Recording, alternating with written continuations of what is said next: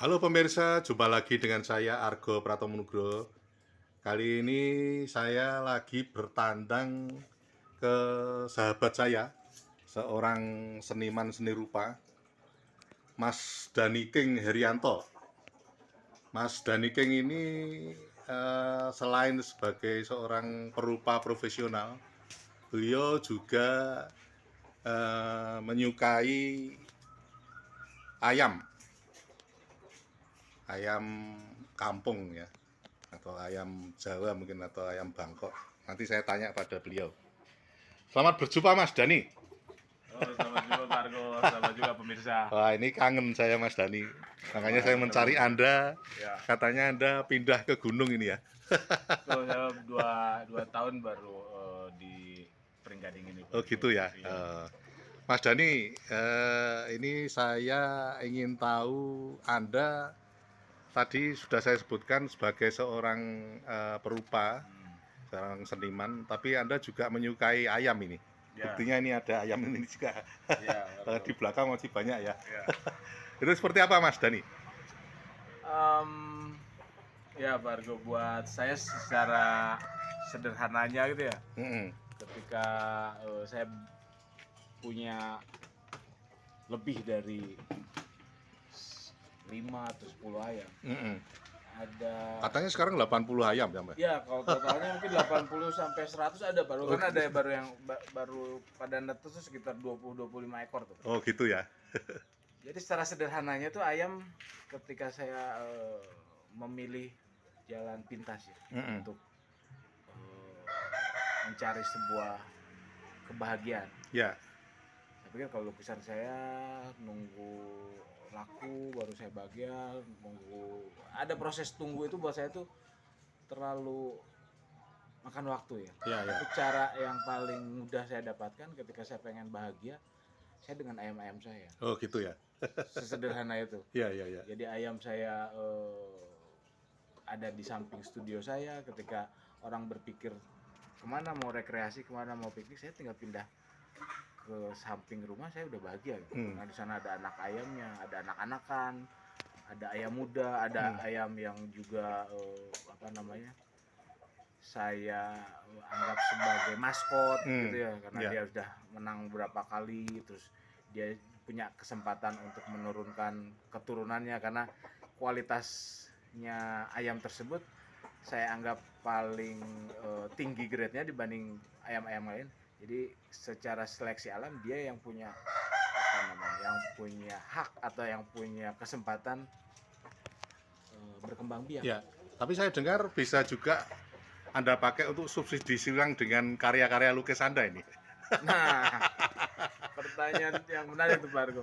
Jadi kalau sampai motif ekonomi yang dipakai, Ya. kemungkinan besar memang ayam itu bisa selain untuk kebutuhan eksistensi, kebutuhan popularitas, Ya. kebutuhan ekonomi juga memungkinkan untuk Dikembangkan ya. dikembangkan. Karena sangat banyak sekali apa namanya, potensi-potensi atau peluang-peluang kalau misalkan bicara ayam adu gitu ya Pak Argo ya. Kan tidak semua ayam adu tuh punya kemampuan tanding dengan baik. Ya. Berbeda-beda itu ya. Beda-beda. Nah, yang tidak cukup baik itu akan kemana dia punya tujuan. Ya. Kalau semuanya bisa bisa dimanfaatkan ya Pak Argo ya. Ya.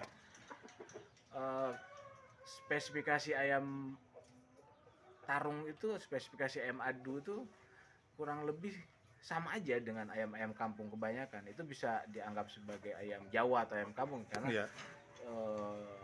struktur otot, kemudian pakan itu kan mempengaruhi tumbuh kembangnya dia, pertumbuhan tubuhnya gitu ya Pak. Ya, ya. Nah, jadi opsi untuk motif ekonomi itu saya pikir terlalu banyak. Ya. Bisa ketika kita punya kebutuhan mendesak, telurnya juga bisa dijual, bisa dimanfaatkan. Ayam pun bisa dijual Ayamnya juga bisa dijual, dagingnya ya. dagingnya bisa dijual. Terus kalau jual reputasi, berarti ayam yang sudah juara kontes, ayam yang sudah menangan itu punya Bisa harga yang lebih tinggi ya. lebih tinggi. Terakhir Mas, di season ini Ya. Karena kan sangat panjang kita bicara tentang dunia ayam ya. Tapi saya dengar Anda juga istilahnya sudah dipesan juga dari Turki atau dari mana Oh ini? ya, menarik nih Pak Argo. Jadi rencananya Agustus besok tuh saya diundang acara kesenian di Turki. Nah, kemudian teman saya yang dari Singapura tuh namanya Berry Wiriau, dia mau mempresentasikan siapa Danny King itu, seniman Indonesia yang tinggal di Jogja.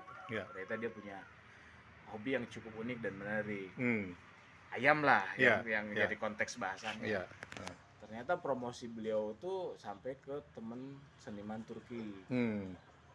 Dia meminta foto, meminta video tentang ayam-ayam saya, dan pada ujungnya dia meminta, atau mungkin bukan istilah meminta ini kan, dia Mengundang lah gitu. bukan, dia akan memberikan kompensasi itu. Oh gitu. Memberikan kompensasi dari telur. Dia minta telur ayam adu yang saya punya. Sampai Mau beli telur iya, itu ya. Berapapun yang disebutkan angkanya, Dia akan mau. beli. Nah, sempat kemarin dia minta saya untuk carikan pengiriman apa namanya ke luar negeri itu, lewat pos, lewat DHL atau FedEx. Ternyata kemudian sekarang lagi musim panas di sana. Ketika musim panas, walaupun dibawa dan dimasukin tetes, kemungkinan kemungkinan hidupnya itu kecil. Jadi besok Agustus saya bawa telurnya langsung ke sana, ditenteng gitu ya. Ditenteng ya, dimasukkan mesin tetes di sana. Ya. Harapannya di sana dia bisa berkembang biak, Ya. bisa berkembang biak. Nah, apa yang menjadi pesan buat saya gitu ya, di konteks ini, saya bisa memberikan sebuah sebuah edukasi ya Pak Argo. Ya. Edukasi bahwa kami di Indonesia ini punya tradisi, punya budaya tentang karena konteksnya saya nih penghobi ayam laga gitu ya Pak Argo ya. Adu jago ya. Adu jago. Di situ ada, kita bicara soal martabat atau derajat, lalu kita bicara soal silsilah. Ya. Lalu yang terakhir ketika menang dan kalah itu kan kita bicara takdir ilah itu Pak. Ya. Yang menentukan menang dan kalah itu ternyata pada akhirnya ya Tuhan sendiri. Tuhan itu sendiri gitu ya Pak Argo. Nah, Oke, sampai di situ dulu Mas. Terus terang saya stop ya, karena panjang itu nanti. Nanti lain kali saya akan data lagi Mas. Siap. Terima kasih Mas Dani. Sama-sama Pak Argo. Oke. Nah pemirsa, akhirnya saya Argo Pratomo Nugroho undur diri dari ruang handphone dan smart televisi Anda. Argo Pratomo Nugroho terus beritakan Anda yang membijaksanakan. Sampai jumpa.